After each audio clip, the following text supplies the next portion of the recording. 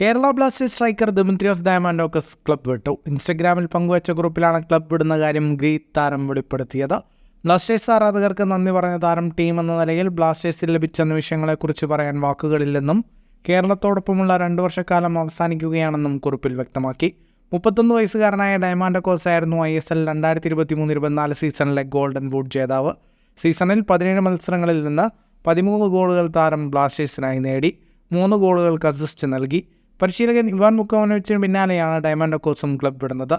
നിർഭാഗ്യവശാൽ ആവേശകരമായ സാഹസിക അനുഭവങ്ങൾ നിറഞ്ഞ വിസ്മയിപ്പിക്കുന്ന കേരളത്തിലെ 2 വർഷങ്ങൾ അവസാനിച്ചു. ഒരു ടീമെന്ന നിലയിൽ ഞങ്ങൾ ഒരുമിച്ച് കളിച്ച നിമിഷങ്ങൾ പ്രകടിപ്പിക്കാൻ വാക്കുകളില്ല.